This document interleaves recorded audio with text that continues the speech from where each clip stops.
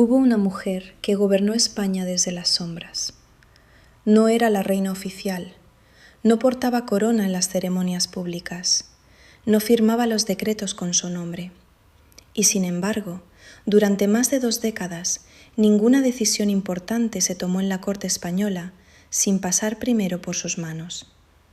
Su nombre era María Luisa de Parma, y su historia es una de las más turbias, fascinantes y polémicas que jamás haya producido la monarquía europea. Bienvenidos. Hoy comenzamos un viaje al corazón de la España borbónica, a esos salones dorados del palacio donde el poder se mezclaba con la traición, el amor con la ambición y la lealtad con el más calculado de los engaños. Antes de continuar, queremos pedirles que escriban en los comentarios una sola palabra que describa lo que sienten cuando escuchan hablar de una mujer que movió los hilos de un reino entero desde las sombras. Corría el año 1768, cuando una joven de 16 años cruzó los Pirineos. Venía de Parma, una pequeña corte italiana donde había sido educada con todo el refinamiento que correspondía a una princesa de su rango. Su nombre completo era María Luisa de Parma, hija del duque Felipe I de Parma y de Luisa Isabel de Francia, hija del mismísimo Luis XV. Era, por tanto, una mujer de sangre real por partida doble, criada entre intrigas diplomáticas, lecciones de protocolo y el constante murmullo de una corte que nunca dormía del todo. Su destino estaba trazado desde antes de que ella pudiera comprenderlo. Iba a casarse con el príncipe Carlos de Borbón, heredero al trono de España. Un matrimonio de Estado, como todos los de su tiempo, concebido no por amor, sino por necesidad política. Las 2 ramas de la familia Borbón, la española y la francesa, buscaban estrecharse aún más, y María Luisa era la pieza perfecta en ese tablero de ajedrez dinástico. Cuando llegó a España, la encontró un país que vivía una época de transición. El rey Carlos III gobernaba con mano firme y criterio ilustrado, rodeado de ministros reformistas que intentaban modernizar un reino todavía atrapado entre los fantasmas del siglo anterior. La corte de Madrid era un universo cerrado, lleno de ceremonias rígidas, jerarquías inamovibles y susurros que podían destruir reputaciones en cuestión de horas. En ese ambiente, María Luisa tuvo que aprender a sobrevivir, y lo hizo con una rapidez que asombró a quienes la rodeaban. Desde el primer momento, quedó claro que aquella joven italiana no era una figura decorativa. Tenía opiniones propias, carácter fuerte y una inteligencia que algunos de sus contemporáneos describieron con admiración apenas disimulada y otros con miedo apenas contenido. La princesa observaba, escuchaba, registraba. Aprendía los nombres, las alianzas, los rencores de cada uno de los cortesanos que la rodeaban.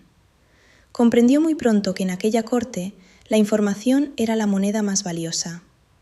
Su matrimonio con el príncipe Carlos no fue, al menos en los primeros años, una fuente de conflictos evidentes. Carlos era un hombre de carácter apacible, poco inclinado a la política y profundamente aficionado a la caza. No era un hombre brillante, y él mismo parecía saberlo, lo cual lo hacía paradójicamente más fácil de manejar. María Luisa entendió esto con una claridad que habría resultado inquietante si alguien hubiera podido leerle el pensamiento. Juntos tuvieron muchos hijos, aunque varios murieron en la infancia, como era tristemente habitual en aquella época. La maternidad fue para María Luisa una obligación cumplida con la misma eficiencia con la que cumplía el resto de sus deberes reales. Pero nunca fue su verdadera pasión. Su verdadera pasión era el poder. Y el poder, en aquella España de finales del siglo XVIII, estaba a punto de caer en sus manos de una manera que nadie, absolutamente nadie, habría podido prever del todo. En 1788 murió Carlos III. Su hijo, el esposo de María Luisa, subió al trono con el nombre de Carlos IV, y con él, sin que hubiera ningún nombramiento oficial, sin que nadie lo declarara en voz alta, María Luisa se convirtió en la mujer más poderosa de España.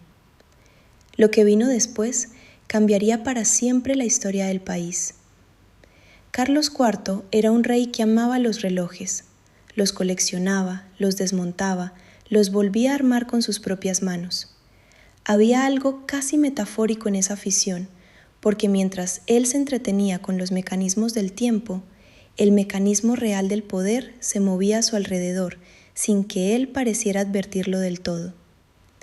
No era un hombre sin virtudes, era honesto, devoto, leal a quienes quería, pero la política le resultaba abrumadora, llena de matices que no siempre lograba descifrar, de enemigos que sonreían mientras planeaban su ruina, de decisiones que nunca parecían tener una respuesta clara. Prefería la sencillez del taller al laberinto del Consejo de Estado. María Luisa, en cambio, se sentía en ese laberinto como en su propia casa. Desde los primeros meses del reinado de Carlos IV, la reina comenzó a ejercer una influencia que fue creciendo de manera constante, casi imperceptible para quienes no prestaban atención, pero perfectamente visible para quienes sí la prestaban. Recibía a los embajadores, escuchaba a los ministros, formaba sus propias opiniones sobre los asuntos de Estado, y luego, con paciencia y habilidad, trasladaba esas opiniones a su esposo de una manera que hacía que Carlos creyera que las decisiones eran suyas.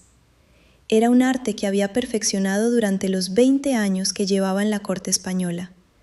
Conocía a su marido mejor que nadie, sabía cuándo presionarlo y cuándo dejarlo respirar, cuándo plantarle una idea directamente y cuándo hacerla llegar a través de otros.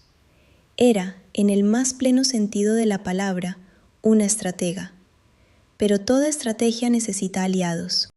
Y fue en la búsqueda de ese aliado fundamental donde la historia de María Luisa tomó el giro que la haría famosa, o infame, según quien la contara. En el año 1792, un joven guardia de corps llamado Manuel Godoy fue nombrado primer secretario de Estado de España. Tenía 25 años, no tenía experiencia diplomática ni formación política relevante.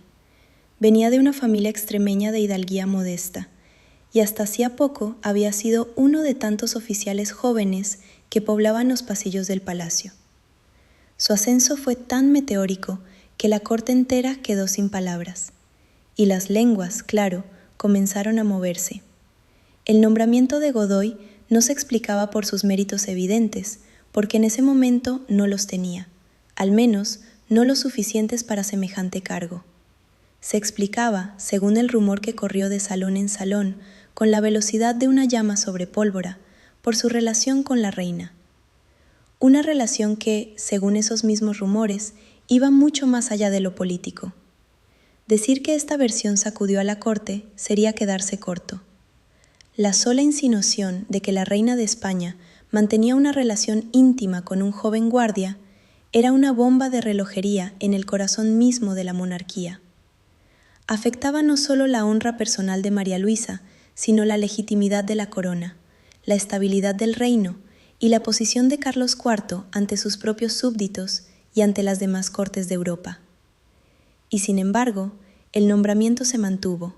Godoy subió, y siguió subiendo. Manuel Godoy era un hombre que resultaba difícil de ignorar. Alto, de presencia imponente, con una inteligencia que quizás no era del tipo más académico, pero sí del más práctico. Tenía esa cualidad rara de hacer que las personas que hablaban con él sintieran que era el hombre más interesante de la sala. Era encantador sin ser superficial, ambicioso sin ser descuidado, y suficientemente astuto como para saber exactamente hasta dónde podía llegar y cómo llegar allí. Que la reina se hubiera fijado en él no era, en ese sentido, un misterio absoluto. María Luisa llevaba años en una corte donde el brillo intelectual escaseaba, donde los hombres que la rodeaban eran o funcionarios aburridos o aristócratas más interesados en sus títulos que en las ideas. Godoy era distinto. Era joven, era vivo, era capaz de sostener una conversación durante horas sobre los más variados temas. Pero la pregunta que nadie podía responder con certeza, la que dividía a la corte en dos bandos irreconciliables, era hasta qué punto esa relación era íntima. Los que defendían a la reina insistían en que se trataba de una amistad política, de la protección que una soberana dispensaba a un hombre de talento que ella había sabido reconocer antes que nadie. Los que la atacaban afirmaban, con una convicción que se nutría tanto de envidia como de escándalo genuino, que la relación entre María Luisa y Godoy era de naturaleza completamente diferente. Lo cierto es que Carlos IV no parecía perturbado, o al menos no lo demostraba. Nombró a Godoy duque de la Alcudia, le concedió títulos y honores que habrían requerido una vida entera de servicios distinguidos, y lo trató con una confianza que desconcertaba a quienes lo rodeaban. Algunos historiadores han visto en esto la ingenuidad de un hombre que simplemente no quería ver lo que tenía delante. Otros han sugerido algo más complejo, que Carlos sabía perfectamente lo que ocurría, pero había tomado una decisión pragmática de aceptar la situación a cambio de la paz doméstica y la eficiencia política que Godoy le proporcionaba. La verdad, como suele ocurrir con los grandes enigmas históricos, probablemente contiene algo de ambas versiones. Lo que sí es indudable es que a partir de ese momento, España fue gobernada por un triángulo sin precedentes en su historia moderna. El rey que amaba los relojes, la reina que amaba el poder y el favorito que amaba a ambos, o al menos sabía perfectamente cómo hacer creer que los amaba. Este triángulo enfrentó casi de inmediato uno de los desafíos más grandes que podía imaginar una monarquía europea de aquella época. Al otro lado de los Pirineos, Francia estaba en llamas. La Revolución Francesa había comenzado en 1789 y sus consecuencias se extendían como ondas en un estanque perturbado. En 1793, Luis XVI, primo de Carlos IV y cuñado de María Luisa, fue guillotinado en la Plaza de la Revolución de París. La noticia llegó a Madrid como un golpe físico. La reina, dicen las crónicas, no pudo contener las lágrimas. Carlos IV declaró la guerra a la República Francesa. Godoy, que llevaba apenas un año en su cargo, tuvo que gestionar un conflicto bélico para el que España no estaba preparada. La Guerra de la Convención, como se conoció al conflicto entre España y la Francia revolucionaria, duró 2 años y terminó de una manera que resultó humillante para el orgullo español. En 1795, Godoy firmó el Tratado de Basilea, por el que España cedía a Francia la parte oriental de la isla de la Española, en el Caribe, a cambio de recuperar los territorios peninsulares que las tropas francesas habían ocupado en Cataluña y el País Vasco. El acuerdo fue presentado por Godoy como un triunfo diplomático, y Carlos IV le concedió el título que lo haría famoso para siempre en los libros de historia, el de Príncipe de la Paz. Pero muchos en España no lo vieron así. Veían la cesión de territorio colonial como una capitulación disfrazada, como la firma de un hombre que había preferido la rendición al combate. La nobleza española, que ya miraba a Godoy con una mezcla de resentimiento y desconfianza, intensificó su hostilidad. Aquí había un hombre de origen humilde que había trepado hasta la cima del poder con una velocidad escandalosa, que había llevado al país a una guerra y luego firmado una paz que olía a derrota y que seguía gozando del favor absoluto de los reyes. Era demasiado para estómago de muchos aristócratas que llevaban generaciones sirviendo a la corona y nunca habían recibido ni la 10ª parte de lo que ese extremeño advenedizo acumulaba en cuestión de años. Pero los ataques a Godoy eran también, inevitablemente, ataques a María Luisa, porque todo el mundo sabía o creía saber que sin la reina Godoy no era nada, que era ella quien lo sostenía, quien lo protegía, quien apartaba los obstáculos de su camino con la misma mano hábil con que manejaba todos los asuntos de la corte. Y fue en ese clima de hostilidad creciente donde comenzaron a circular los pasquines. Los pasquines eran textos anónimos, escritos a mano o impresos de manera clandestina, que circulaban de mano en mano por Madrid y por otras ciudades del reino. Su contenido era, con frecuencia, de una brutalidad sin adornos. Atacaban a María Luisa con acusaciones explícitas sobre su relación con Godoy, con descripciones que rozaban o directamente cruzaban la obscenidad, con insinuaciones sobre la legitimidad de los hijos reales que habrían puesto en cuestión la propia línea de sucesión al trono. Leer aquellos textos hoy produce una sensación extraña, mezcla de fascinación histórica y cierto malestar, porque más allá del escándalo que contenían, revelan hasta qué punto María Luisa había logrado algo que pocas mujeres de su tiempo consiguieron. Había acumulado tanto poder que sus enemigos la percibían como una amenaza lo bastante grave como para desatar contra ella una campaña de destrucción sistemática. El odio, en política, suele ser una forma retorcida de reconocimiento. Los pasquines no eran el único frente de batalla. En la corte misma, en esos salones donde las conversaciones importantes se mantenían siempre en voz baja y con la mirada calculando quién podía estar escuchando, se fue organizando una oposición más estructurada a la influencia de María Luisa y Godoy. El centro de esa oposición tenía un nombre y un rostro. Se llamaba Fernando y era el hijo mayor de los reyes. El príncipe de Asturias, el futuro Fernando VII, creció en un ambiente que moldearía su carácter de maneras que España pagaría muy caro décadas después. Era un joven desconfiado, rencoroso y con una capacidad casi patológica para el disimulo. Había crecido viendo a su madre ejercer un poder que él consideraba usurpado, y a Godoy acumular privilegios que en su opinión correspondían a la sangre real, no a un advenedizo de Extremadura. Su odio a Godoy era visceral. Pero su relación con su propia madre era algo aún más complicado. Fernando culpaba a María Luisa de haber creado al monstruo que él veía en el favorito, de haber introducido ese elemento perturbador en el corazón de la familia real, de haber debilitado a su padre al punto de convertirlo en una figura sin autoridad real sobre su propio reino.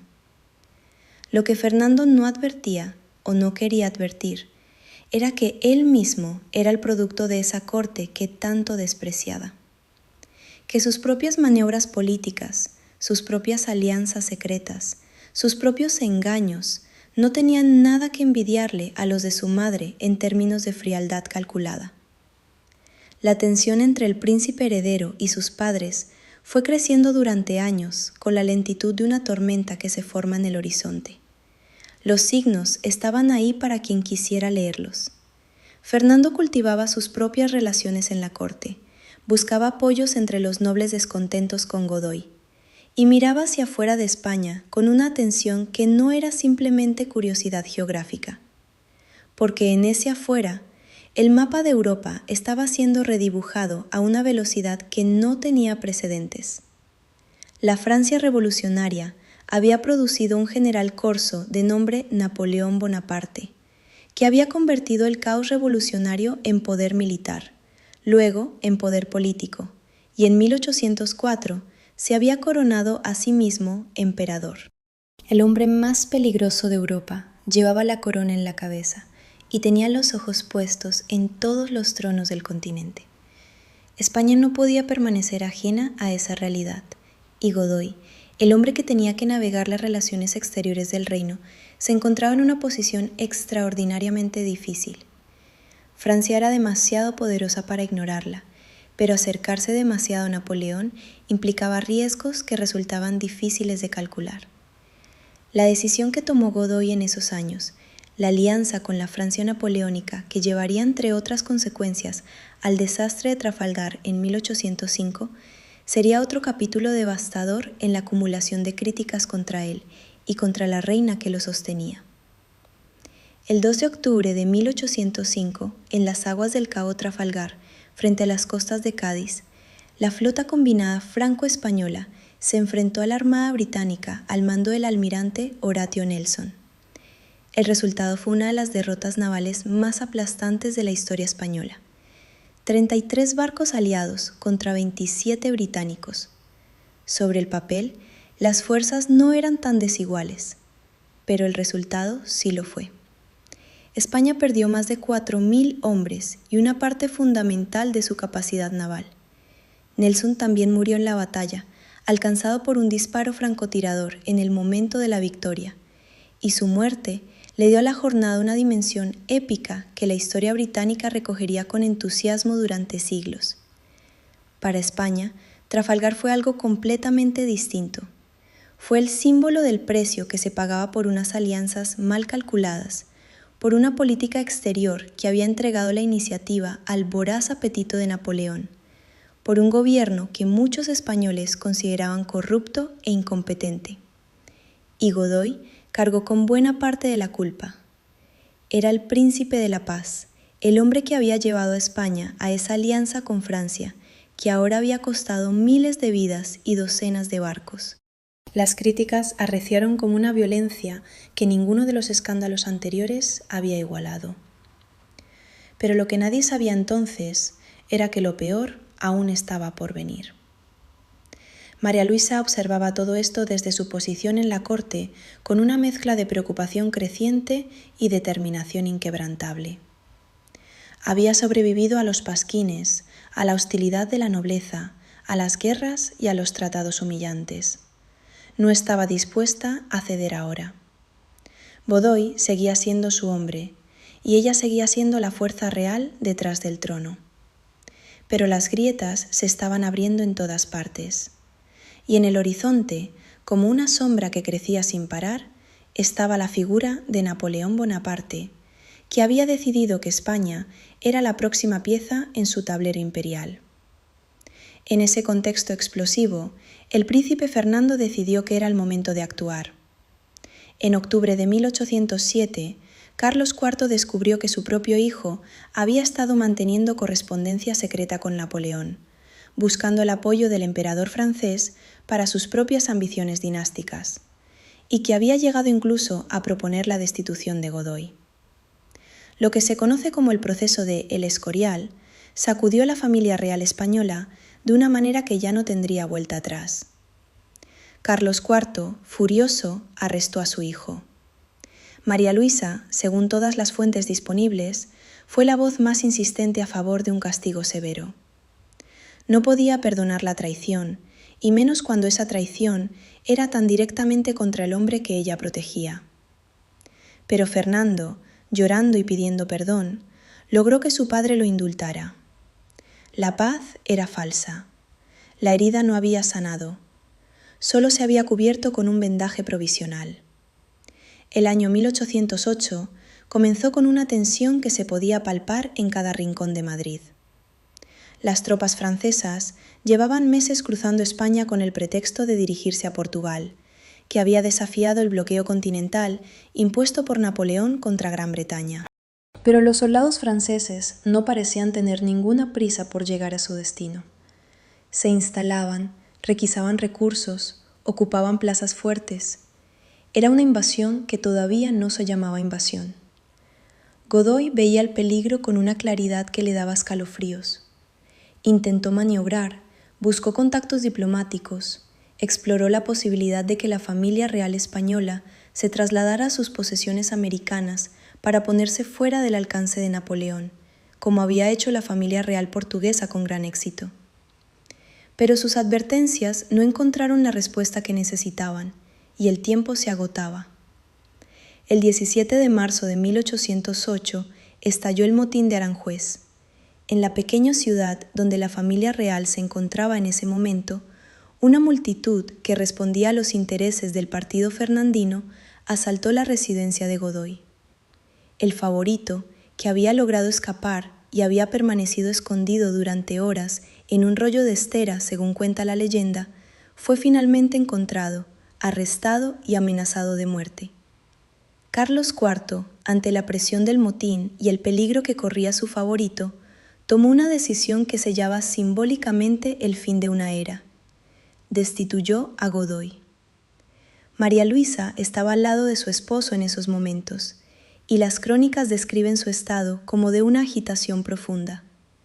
El hombre al que ella había elevado, protegido y defendido durante 16 años, acababa de ser arrancado de su posición por la violencia de una multitud que respondía a la manipulación de su propio hijo.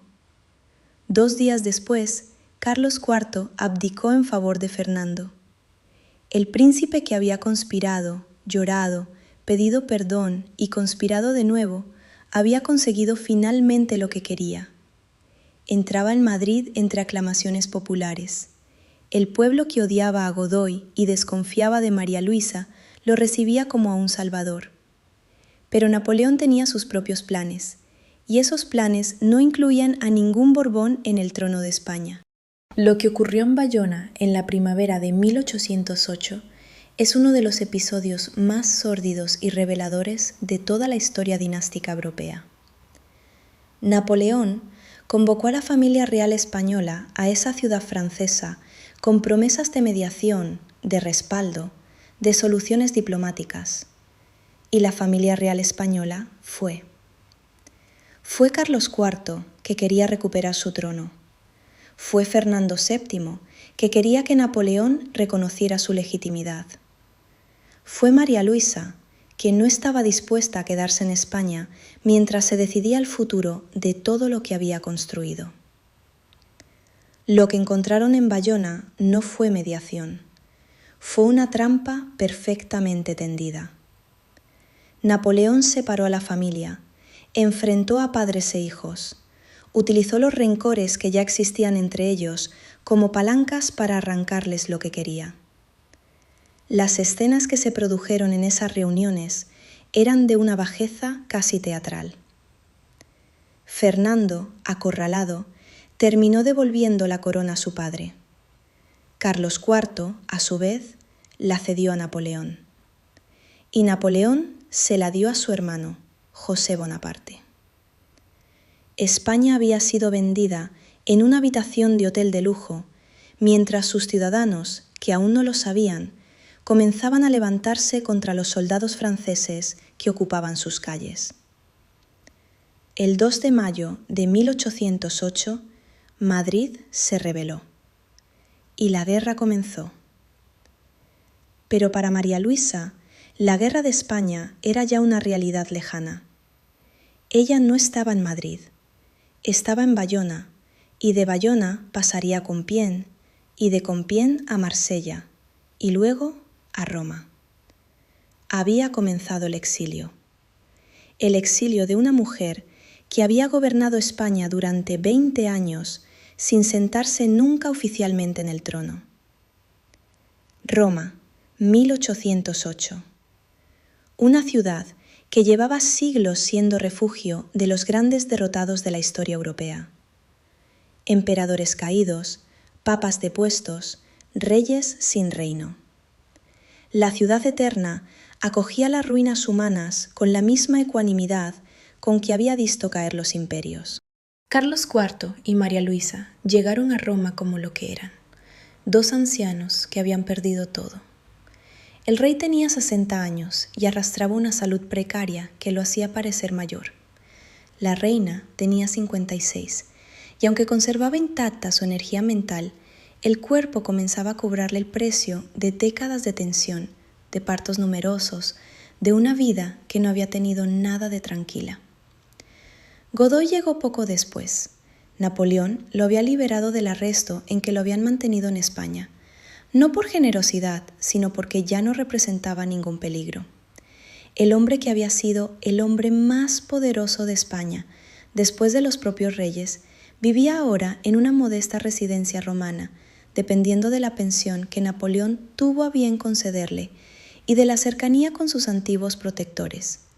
Porque Godoy siguió junto a los reyes en el exilio, y esa continuidad en la desgracia fue el argumento que utilizaron quienes habían creído siempre en la versión más oscura de su relación con María Luisa.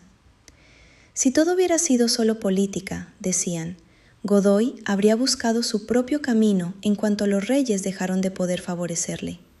Pero ahí estaba, en Roma, compartiendo el declive con las mismas personas que habían compartido el poder.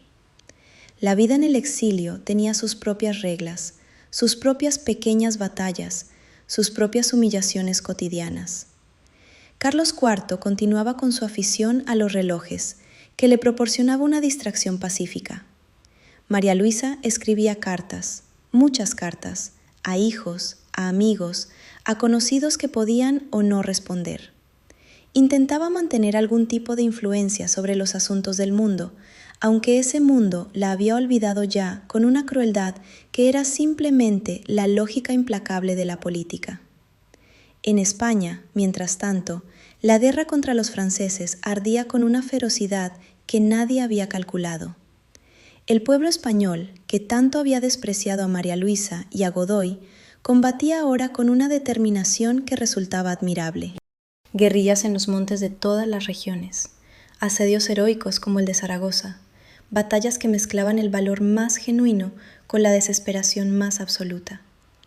Y en el horizonte, después de 6 años de guerra devastadora, comenzaba a perfilarse la figura del duque de Wellington, que desde Portugal avanzaría hacia España y contribuiría decisivamente a expulsar a los franceses.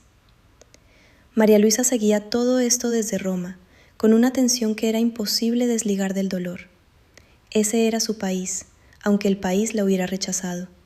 Esa guerra la estaban peleando súbditos que habían escrito pasquines contra ella, que habían aplaudido su caída, que le habían gritado insultos desde las calles cuando pasaba su carruaje.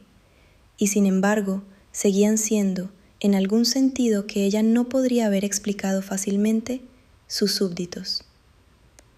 Hay una fotografía que no existe, porque la fotografía no existía en aquella época, pero que uno puede construir mentalmente con los materiales que proporcionan las crónicas y los testimonios de quienes los conocieron en esos años romanos. Una sala amplia, pero no lujosa, con los muebles necesarios y poco más. Carlos IV, encorvado sobre algún mecanismo de relojería, con la concentración tranquila de quien ha encontrado en la mecánica un refugio del mundo. María Luisa, sentada junto a una ventana con luz de tarde, con una carta a medio escribir sobre la mesa y los ojos perdidos en algún punto del horizonte que no era exactamente el horizonte romano, sino otro, más lejano, que ya no existía. Y Godoy, quizás, repasando algún libro o simplemente presente, como había estado siempre presente, sin necesitar ya justificarse con ningún cargo ni ningún título. Esta imagen, real o imaginada, concentra algo esencial de la historia de María Luisa. La grandeza no está solo en el ascenso, sino también en cómo se vive la caída. Y ella, que había escalado tan alto y caído tan lejos, vivía su exilio con una dignidad que sus enemigos no siempre habían vivido su propio poder. Carlos IV murió en Roma el 19 de enero de 1819. Tenía 70 años. Murió en paz, según todos los testimonios disponibles, sin los grandes dramas que habían marcado su reinado. Junto a él estaban María Luisa y Godoy. La reina sobrevivió a su marido por apenas 2 semanas. Murió el 2 de febrero del mismo año, 1819. Tenía 66 años. Casi nadie en España lo notó de inmediato. El país estaba inmerso en sus propias convulsiones.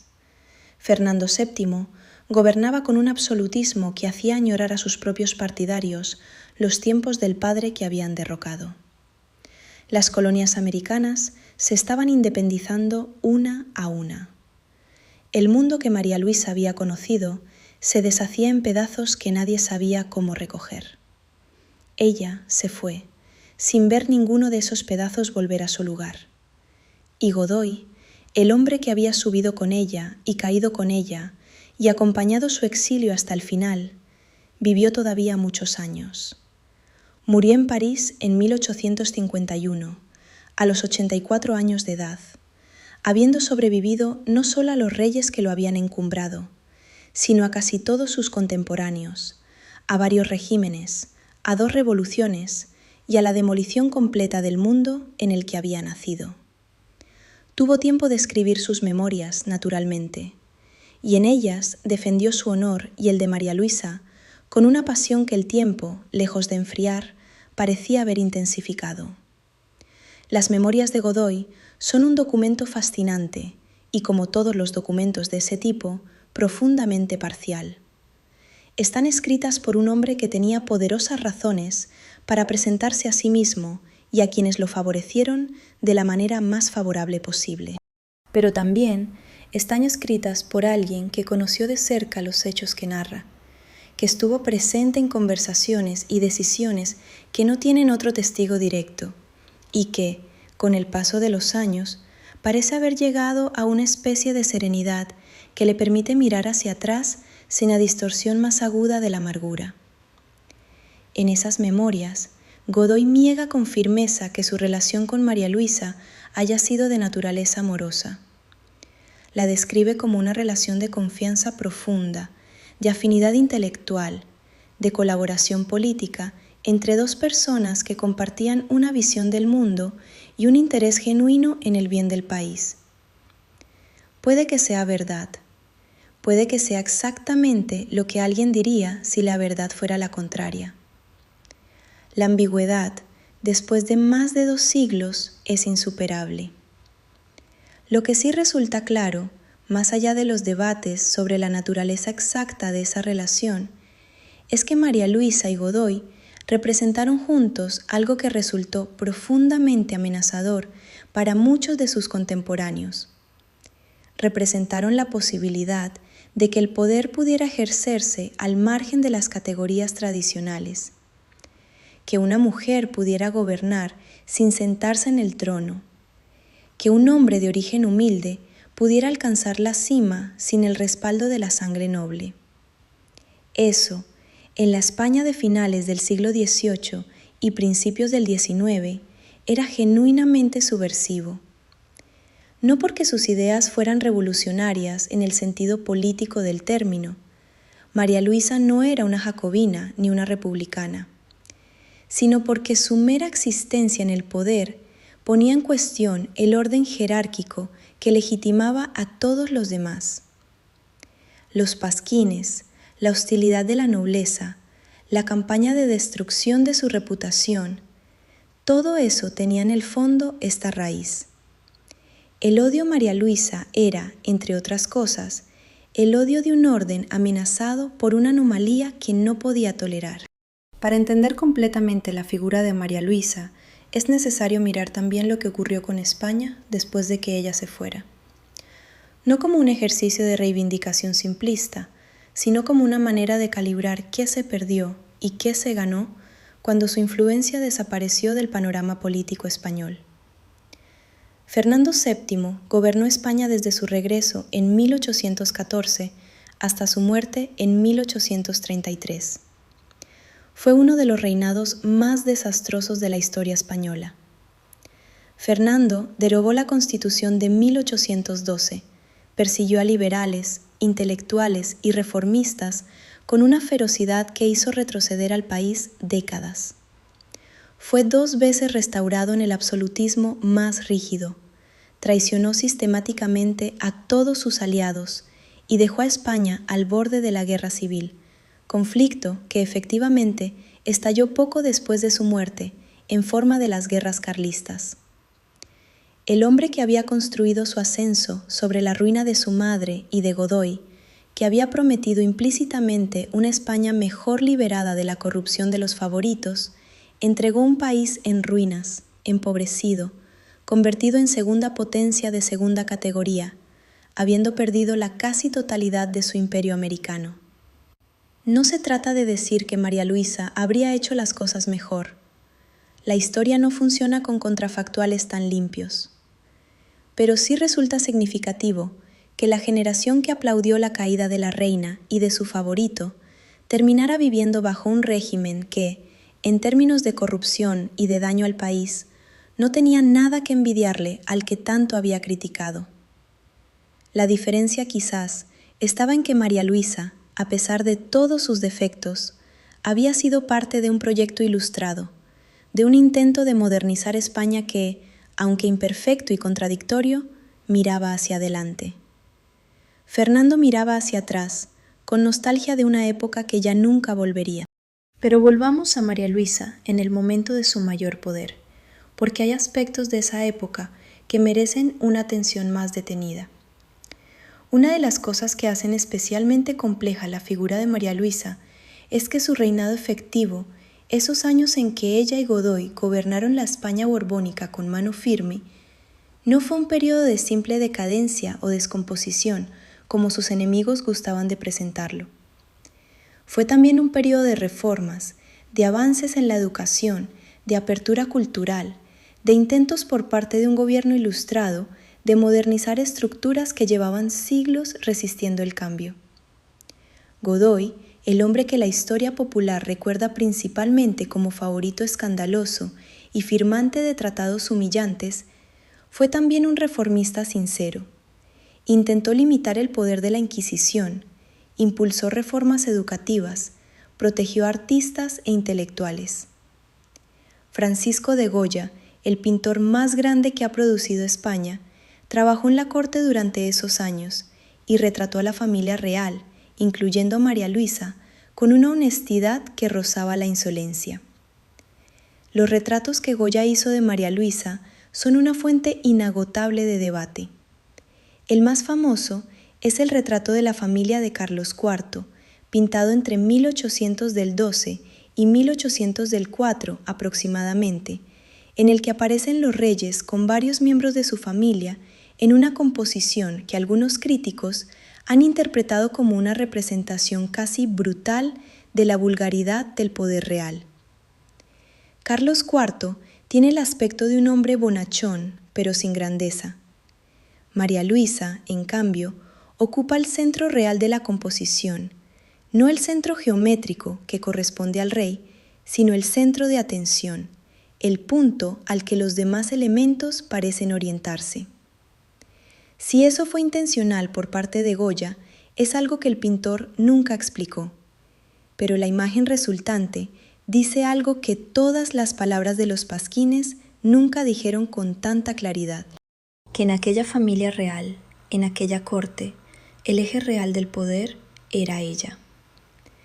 Francisco de Goya merece un paréntesis, aunque el texto de su historia y la de María Luisa están tan entrelazados que llamarlo paréntesis es casi inexacto.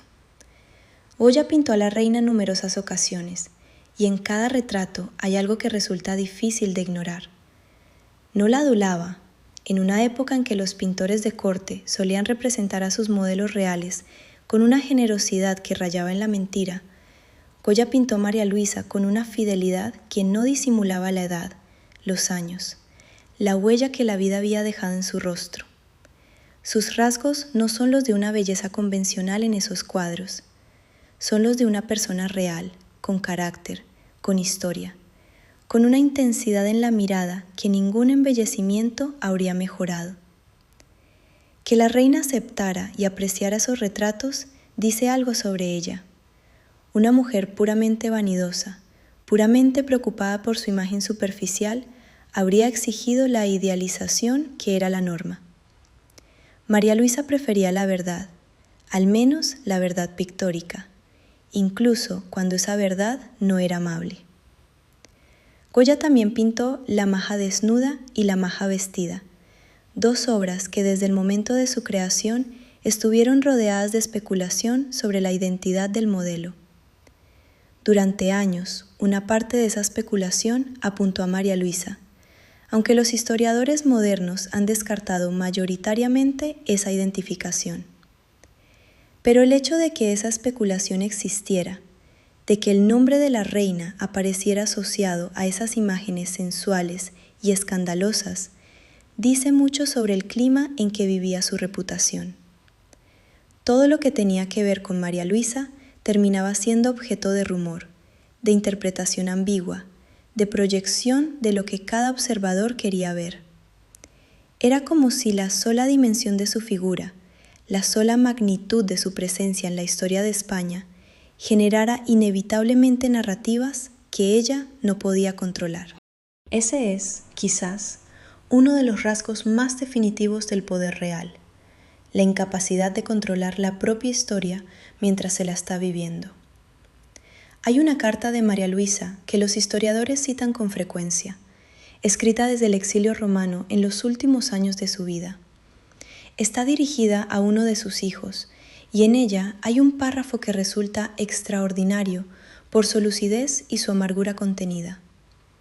En ese párrafo, la reina escribe sobre España con la mezcla de amor y resentimiento que solo pueden sentir quienes han amado algo profundamente y han sido rechazados por ello. Dice que el país que gobernó nunca la conoció de verdad, que juzgó la superficie y no el fondo, que prefirió la calumnia a la comprensión. pero añade, con una honestidad que resulta sorprendente, que quizás ella tampoco siempre dio a España lo mejor que podría haber dado, que el poder tiene una manera de corromper la visión y de hacer que uno se olvide de para qué sirve exactamente. Esta carta, si es auténtica, y los expertos que la han estudiado consideran que probablemente lo es, revela una María Luisa que estaba lejos de ser la figura unidimensional que la leyenda negra había construido sobre ella. Era una mujer capaz de autocrítica, de reconocer complejidad donde la propaganda prefería simplicidad. Era también, esa carta, el documento de alguien que había tenido tiempo, en la quietud forzada del exilio, de pensar sobre su propia vida con una profundidad que el poder no suele permitir. Porque eso es lo que el exilio le dio a María Luisa, si es que le dio algo: tiempo.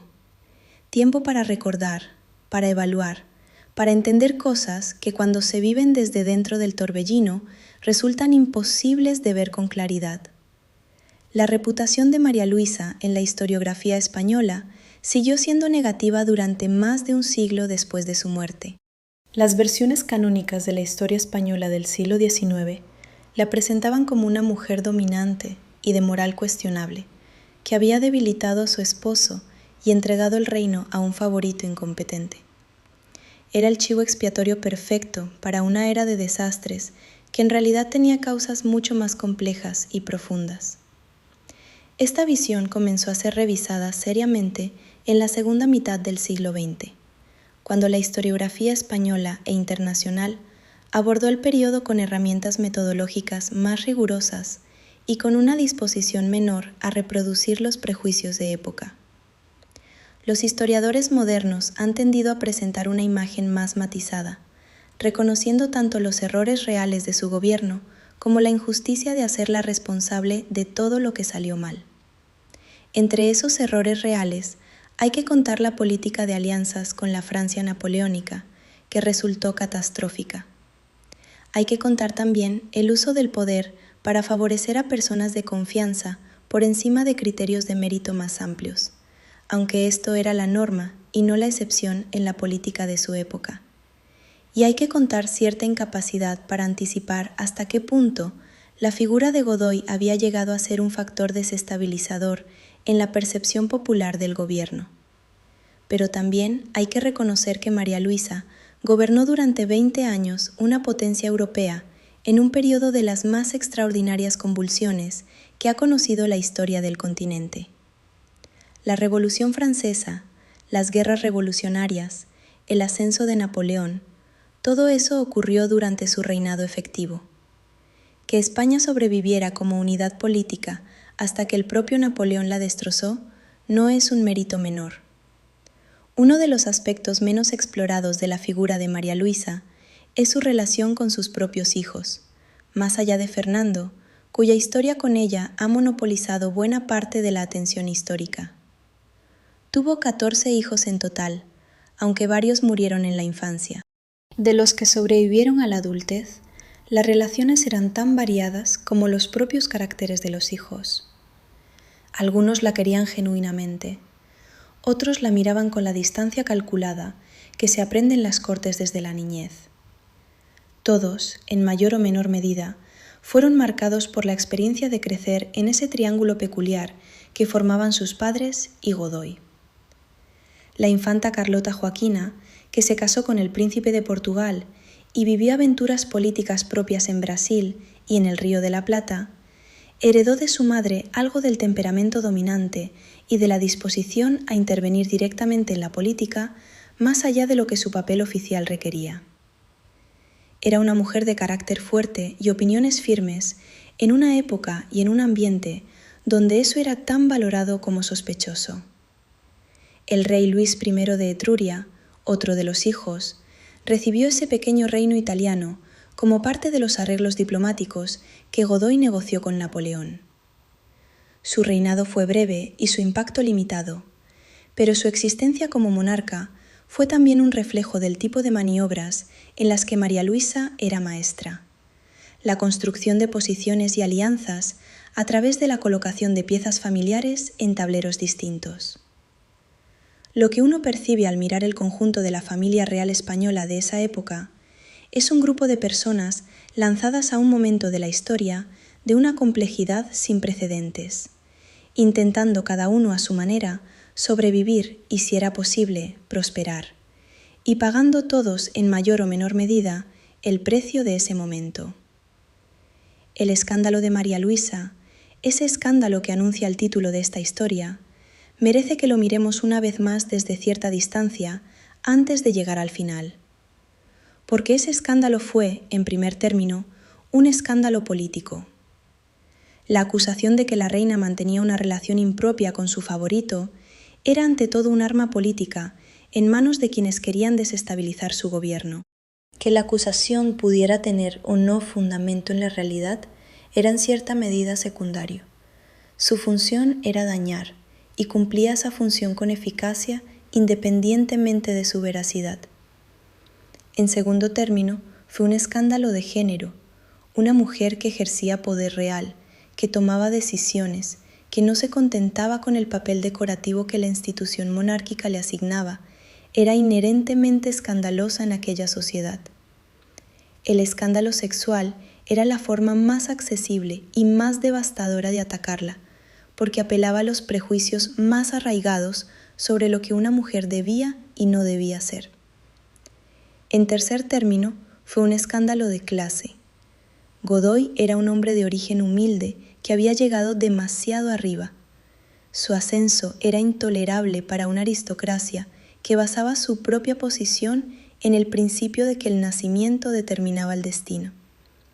Atacar a Godoy y a la mujer que lo protegía era defender ese principio con los únicos medios disponibles cuando no se tiene acceso directo al poder. Entender el escándalo en estos términos no significa ignorar lo que pudiera haber de real en las acusaciones. Significa comprender que incluso si todo hubiera sido exactamente lo que los pasquines describían, la campaña contra María Luisa habría existido igualmente. El escándalo buscaba a su víctima y habría encontrado la manera de construirse de todas formas. En los últimos meses de su vida, según los testimonios de quienes la visitaron en Roma, María Luisa mantenía aún esa chispa de interés por el mundo que la había caracterizado siempre. Preguntaba por los asuntos de España, aunque las noticias llegaban con retraso y fragmentadas. Seguía manteniendo correspondencia con personas que podían proporcionarle información sobre lo que ocurría en el reino que había dejado atrás. Sabía que España estaba en guerra. Sabía que sus súbditos combatían contra los mismos franceses que habían sido aliados y luego enemigos en los años de su gobierno.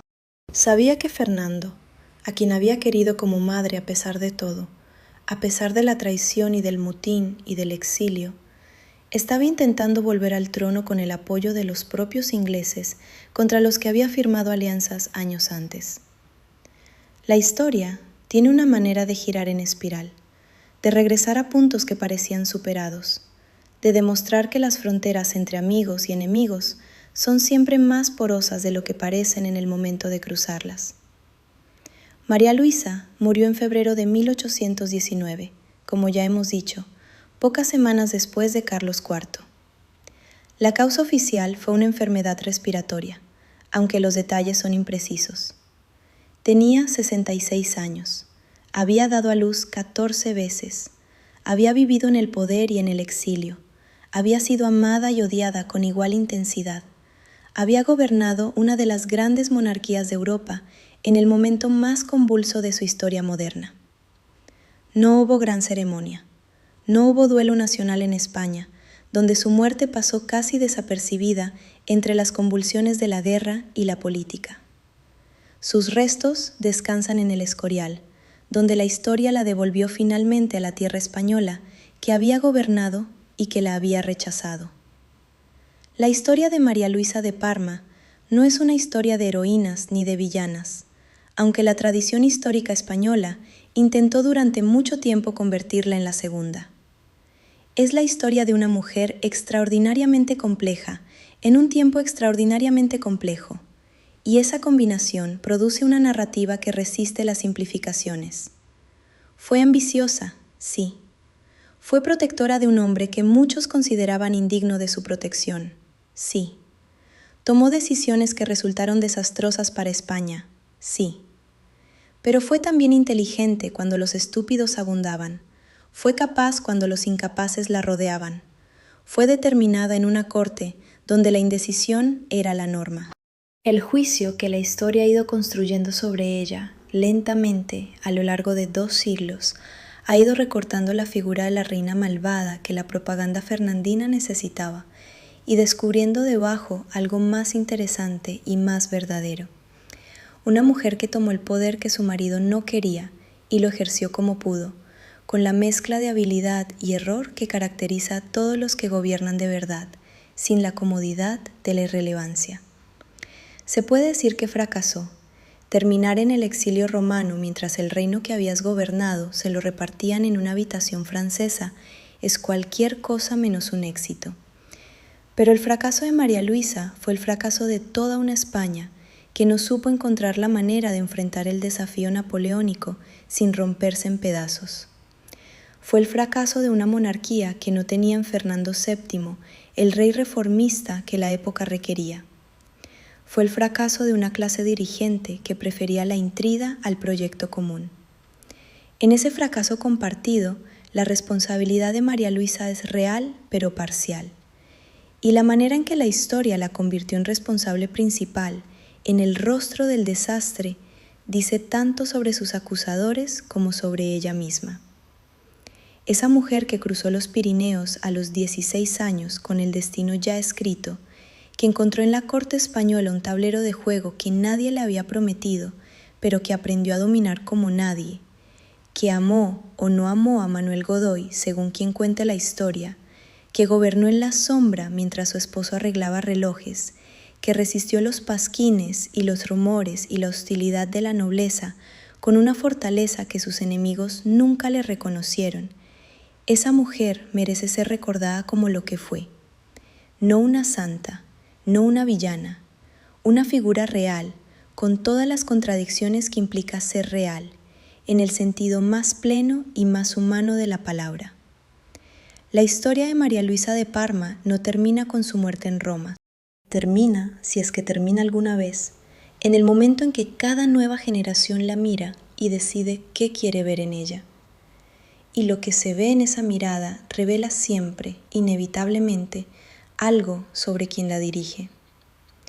Eso, quizás, es el legado más duradero de una mujer que pasó su vida entera siendo observada, juzgada y mal comprendida, que sigue obligando a quienes la miran a examinarse a sí mismos.